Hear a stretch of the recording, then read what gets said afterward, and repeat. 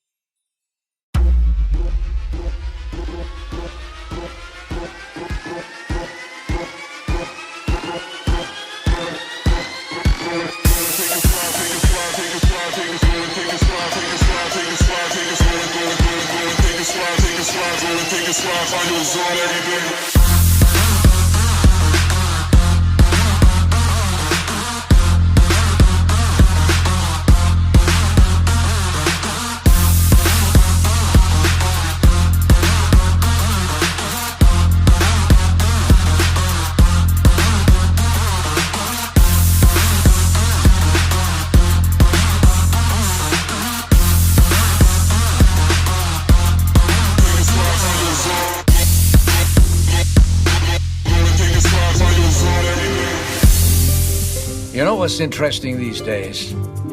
Bitcoin.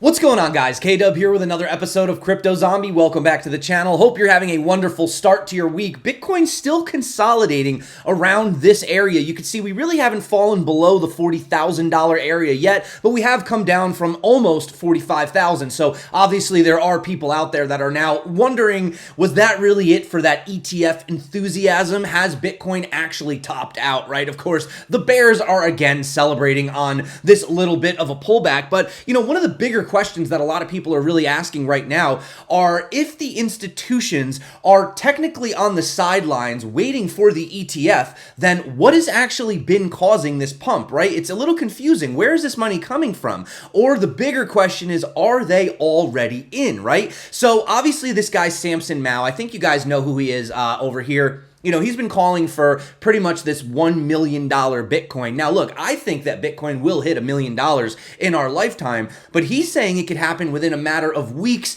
to maybe a few months once we get these ETF approvals. Now, I know that that sounds really, really crazy, and I'm always down to entertain a good price prediction, but I do want to go into whether or not this is actually possible because, truthfully, there is some very interesting, new, compelling data that, well, it might actually shock a lot of people to see where this money that actually has been, you know, causing this pump, where it has actually been coming from. And again, like I said, it's probably going to surprise a lot of people. Now, what I really want to talk about again also is, you know, hey, what if the ETF gets denied? I mean, you know, obviously they're pricing in 90%, not, you know, 99 whatever percent approval, but hey, what if it doesn't get approved? What if it gets delayed or even rejected, right? Would that cause an outright nuke in price? Would that just be it? Or is there something else driving the Bitcoin price action right now? So we're going to dive into all that data today. And what I really want to lay out is the biggest piece of the puzzle that I think a lot of people are misinterpreting right now. They're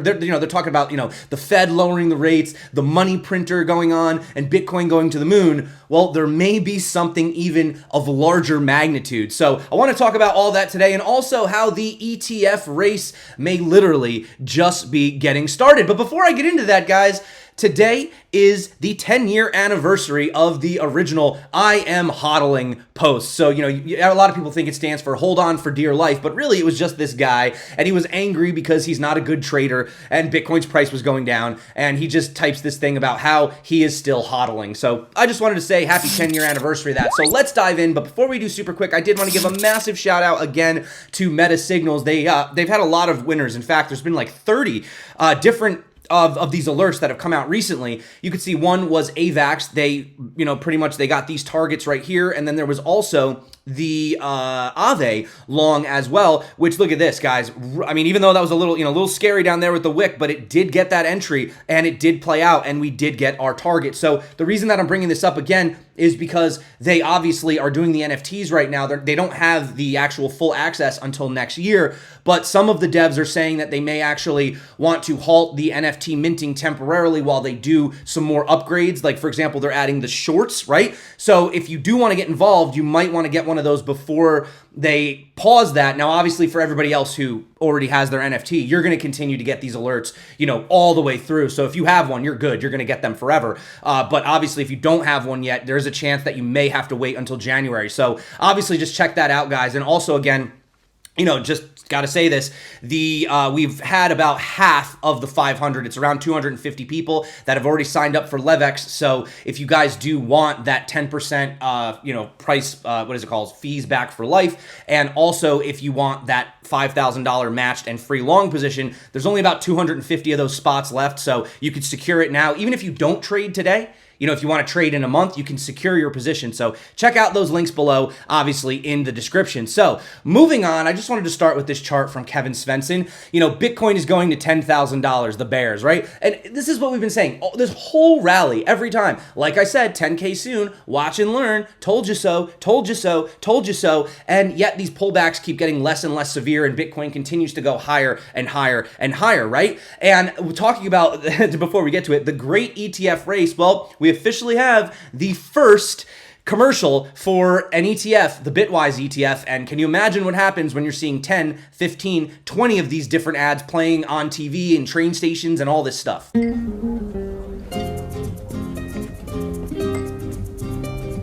know what's interesting these days?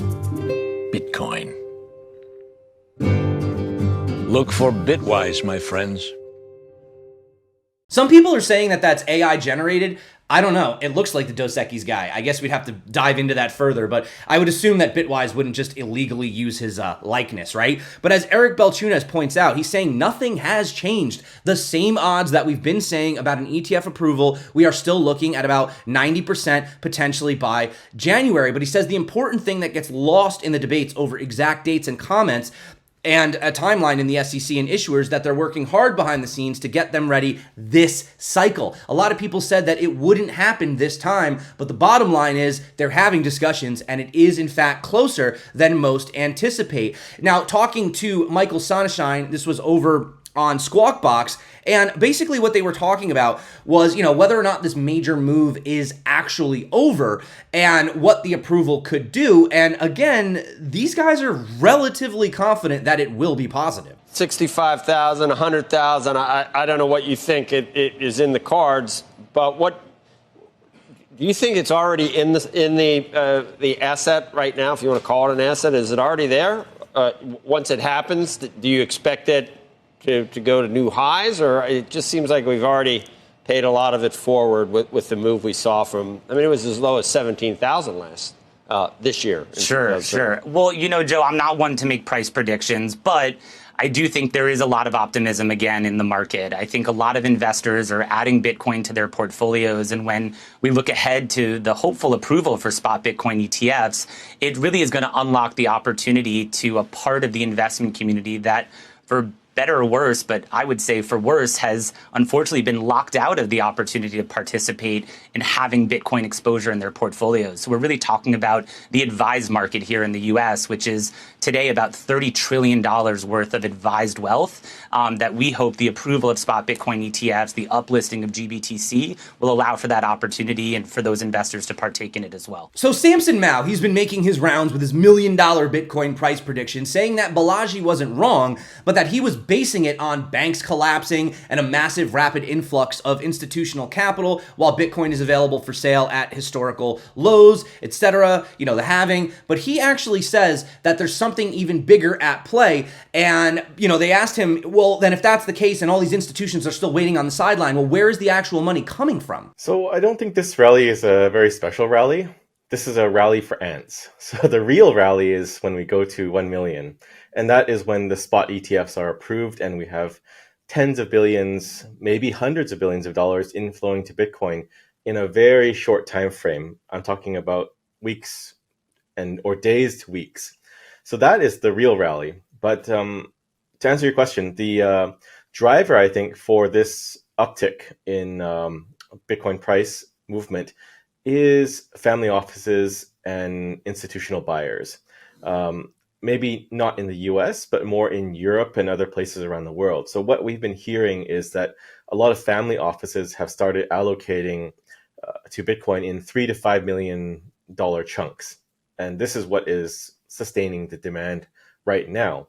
But I think that's going to change when the spot ETFs are approved, because then you unlock the US institutional capital. And that has been waiting for a long time to get into Bitcoin. All right, sounds good and dandy, makes sense. Okay, so maybe a lot of it isn't coming from the US. We do know that when you look at these sort of, when you look at the data, I think it's like 80% is taking place offshore. So I can understand that there is a lot of liquidity that is not in the United States, right? But again, how do we actually reach $1 million Bitcoin, especially as fast as he says we're going to? Right, so I said it is highly possible that Bitcoin does reach 1 million after spot ETFs are approved. So for me, for my prediction, the catalyst is that unlocking of a torrent of capital to pour into Bitcoin in a very short time frame, because it also looks like all the ETFs are going to be approved on the same day, if not in a very short time frame. So what you do is you're hitting a very limited supply of Bitcoin on the exchanges and available for purchase with a torrent of money. So it's basically supply shock multiplied by demand shock, and that gives you price shock. So this is why you can go really high all at one time. And we've seen Bitcoin go up 20x in about 9 months back in 2016, 2017. So it's not unheard of that Bitcoin price appreciates by 20x. I think when you said I'm doubling down, I was critiquing or commenting on Balaji's prediction earlier this year about Bitcoin going to 1 million. But his prediction was predicated on banking collapse and money printing. But my theory is that money printing is sort of like boiling the water very slowly. You know, you crank up the temperature very gradually. So it's not a shock to the system. And it takes years for that to kind of permeate the economy and people to understand that money has been printed. 1 million run up with the ETFs is a shock to the system. It's not that slow boil where you heat it up gradually. It is, cranking it up to thousands of degrees all at once. And this is why I think you can run up to 1 million. So Gert Van Loggen, he chimes in and says 170 to 200,000 before the halving is too steep. They say, well, if you look historically and you follow this trend line and you look at these degrees, he says an angle or a move to 170 to 200,000 requires an increase of about 80 degrees. The last 3 times the final run up to the black trend line was under an angle of 80 or 81 degrees. So he's saying that he is ready. So maybe it is possible, right, that we could have this insane run up. But again, getting back to Samson Mow over here, the idea of the diminishing returns, right? People are saying that can't happen because every time Bitcoin pumps, it pumps less percent and less percent and less percent, right? So theoretically, if that's the case, you have people saying we shouldn't even hit 100,000. We should only go up to about $90,000. Now, he has a little bit of an argument against that and explains why he believes that it actually could be different this time. I'm not saying we will go 20x because we did go 20x in the past. I'm just saying there is a precedent for that. But I don't believe that the past will predict the future. So I don't believe there's always going to be the same cycle every 4 years. I think that's just a coincidence. But to counter your counter, I think things are very different this time. When we ran up to 60, 68, 69, there was no major source of new capital. And Bitcoin was not ESG compliant. So BlackRock filing is essentially them giving a blessing to Bitcoin, saying Bitcoin is green, Bitcoin is good for the environment now. So there's these two new things that are at play here. We're now green, and there's new money coming in. Before, there was not money coming in. And I think it is true. All things else equal, if there is no new money coming in, there's no change in the perception of Bitcoin, it will become harder to have that big multiple. But things are very different now because you have a massive amount of capital trying to allocate into Bitcoins. What would be the time frame that you are considering in this 1 million sort of benchmark? Are you looking at like 1 year, 3 years, 10 years? It's going to be days to weeks, I think. So the run up in 2017 was 9 months to 20x. And again, without any new source of institutional capital or institutional capital at all. So given that we're going to have billions and billions pouring in all at once on ETF approvals, I think it's going to be a much shorter time frame. Another thing to just talk about is the year-over-year increase in liquidity. Again, and remember, if you have, it's just a simple supply and demand, right? If you have the same amount of supply, or actually in the stock to flow case of Bitcoin, the halving, there's going to be less coming out, right? And you only have about 2 million Bitcoin available on the exchanges, but yet the demand is increasing, then, like Raoul Pal was pointing out, a $200,000 Bitcoin in 2024 is not really out of the question. So you could see right here, just looking at this simple, 5% year over year, 9% year over year, you could be looking at a $520,000 target by April of 2026, and I mean, that's being quite conservative compared to what Samson was saying, and if you have a look over here, you had Valkyrie CIO, he was discussing the fact that there are in fact a lot of these other players, it's not just the necessarily, people waiting on the ETF, you also have pension funds as well as insurance companies. What do you think BlackRock's move to file an application for spot Bitcoin ETF signals to the industry and about crypto? Does it perhaps show people that there's growing interest and acceptance in Bitcoin from institutional investors? It really does. What that signals to me is that they're getting demand. I don't think BlackRock is going to do something because they are uncertain about the demand that they're getting. And of course, BlackRock and firms like that are very large, not only are they catering to a retail or a financial advisor audience, they're catering to pension funds and insurance companies. So when you're getting demand on that side of the institutional market, it's really what prompts you to start launching products. So we believe that insurance companies, or we know for a fact, insurance companies and pension funds are looking at Bitcoin as an investment. And here's just more evidence. So you have Relay, a Swiss Bitcoin exchange. They've disclosed that a staggering 75% of its over-the-counter revenue in the final quarter of this year stemmed from private clients diverting proceeds from real estate sales into Bitcoin. They said Bitcoin as an emerging asset class potentially offers much higher growth potential for many investors. While the real estate market is in crisis and demand has died down, the trend isn't confined to just real estate alone. Bitcoin is rapidly siphoning capital from traditional assets like securities and bonds, with experts forecasting a similar migration once the Bitcoin ETF is approved. So this may explain, Samson said maybe some of it is offshore, but then there are these guys that they don't really have to deal with the regulation. There are some institutional players right now that really not even theoretically, they technically from a legal kind of perspective really can't be allocating their customers' funds. They can't be suggesting financial advisors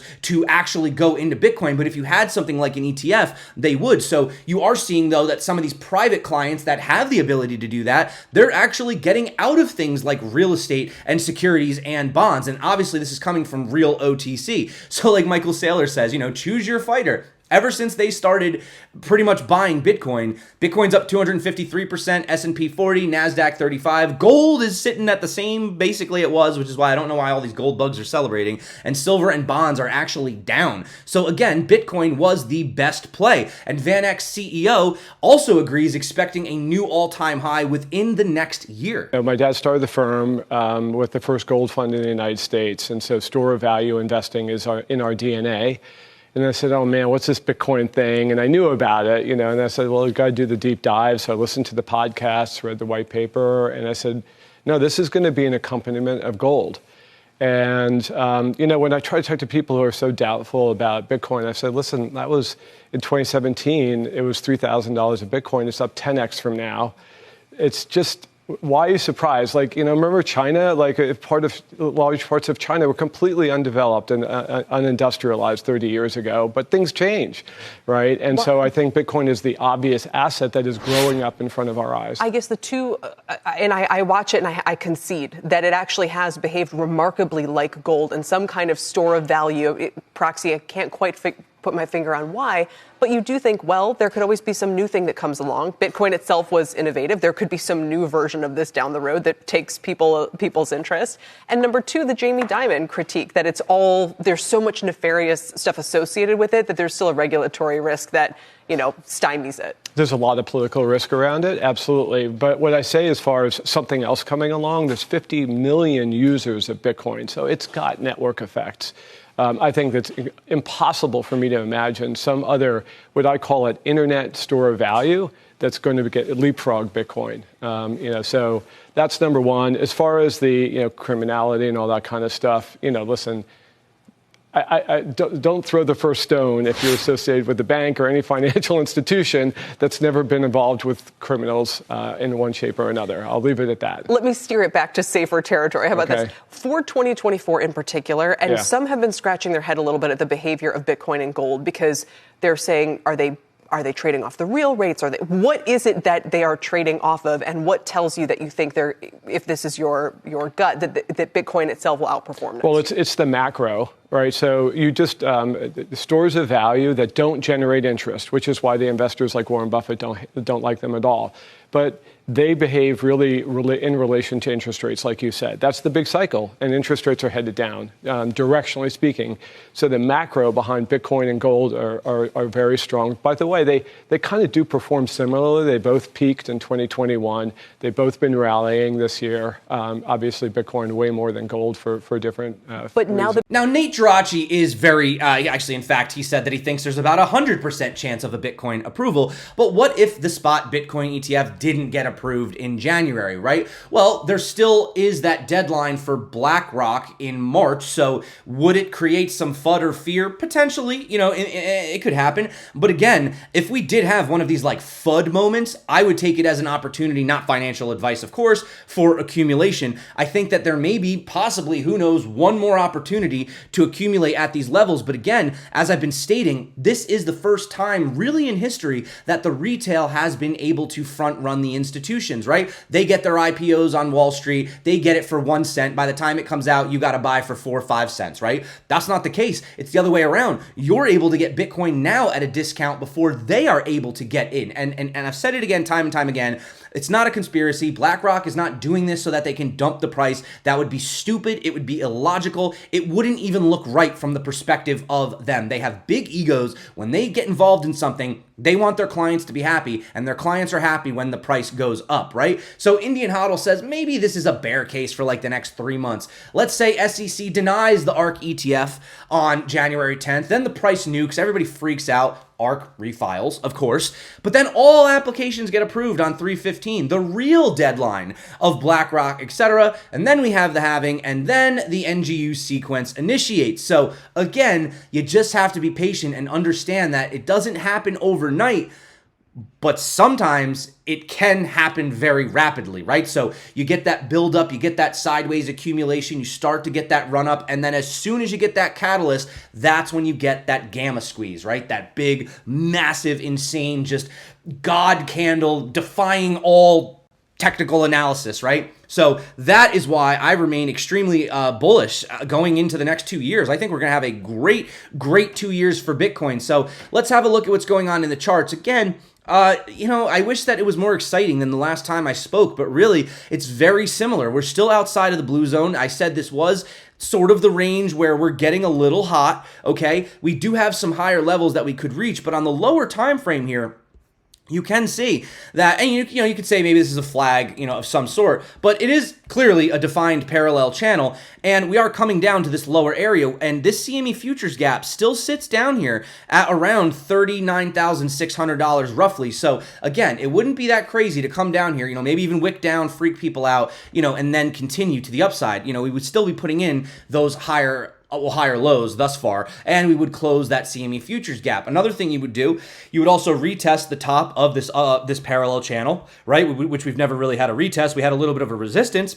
but we never had a test. We also never, if you want to just be straight up, we never even had a third retest of this basically, you know, spider line that started back here in the beginning of the year in January. So, you know, any retest to this area or down to here, you know, which would only bring Bitcoin to about 32,000 would be acceptable. Also coming down to that area coincides with this big bump out of the volume range profile. So you're having a lot of things that are lining up that are maybe suggesting that, you know, the price may have a retrace. But again, we haven't broken out of this parabolic trend just yet, with the 0.618 still at around 48,700. And, you know, that was the major, if I could just kind of freehand this right now, just kind of got to do this really quick off memory.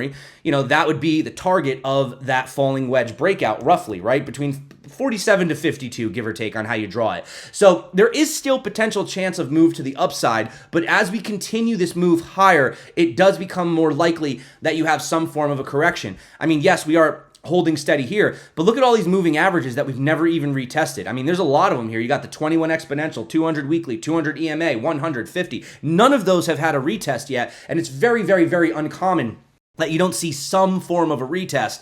You know, I mean, even up here, right? We broke above it, and look, we came back down to retest it, came above it, came back down to retest it. You know, so, you know, right here, we haven't had a chance to, you know, come down and retest all these moving averages, right? But what I can say is on the weekly time frame, I'm still seeing very nice money flow to the upside, even though, yes, the RSI is a little bit oversold. If you look at it on the daily, you could be saying, okay, well, it looks like we're losing a little bit of that money. So if I'm really getting anything from these charts, it's telling me that, yes, we could have one more push maybe to that level, 45 to 47 possible. We've already basically almost hit 45. But then I think what we're going to see is some kind of a short-term correction. But again, going back to the longer term, you know, we haven't seen money flow really like this since about April of farther back than that, really. Like December of 2021, we haven't seen money flow at this area. And you could see that that was at the peak, right? So now that we're getting back into the money flow and we're down here, I would say that, you know, we haven't even entered the green yet. So it's telling me that there could be more prolonged price movement to the upside. And again, all the indicators, we have the RSI over 70 for 3 weeks. We have the MACD completely flipping into bullish territory. And we have the super guppy pretty much going green. The last time it was green, it flipped into the neutral on February of 2022. And we know that, you know, historically, when it flips green, it tends to stay green for a very long time. So again, guys, if you are interested in learning how to trade, you can check out the tutorials below and above. So that's it for me, guys. Thank you so much for coming back to the channel. Hope you're having a great start to your week. Again, friendly reminder that there are only about 250 spots left for LeveX Exchange. I also forgot to mention that they have no limit on the withdrawals right now. Now, will that change in the future? Who knows? But right now, they don't have any KYC and they have no limit on their withdrawals. So again, I can't tell anybody to do it if it's outside of your jurisdiction. I'm just letting you know that this is available. And you'll know by using the link below because it'll say that you've been invited by Crypto Zombie. And again, like I said with the devs, I don't know whether or not they're actually going to close off access. I know full access goes live next year at some point Q1, but the NFTs will give you full pre-launch access all throughout that, the transitional period, and you will get those short alerts as they start to roll them out, right? So that's basically it, guys. Thank you so much for coming back to the channel. You rock. You're the reason that I make these videos. I am excited for 2024. I'm even more excited for 2025. I think the next 2 years are going to definitely pay off for those who had the patience, stuck it out through the bear market while everybody walked away and everyone else laughed. This isn't my first rodeo. I've seen this before, and I'm super excited to continue this journey with you guys wherever it may take us. Hope you're having a wonderful day today. Until next time, stay crypto. Check out the tutorials popping up right here, right now. And of course, peace out.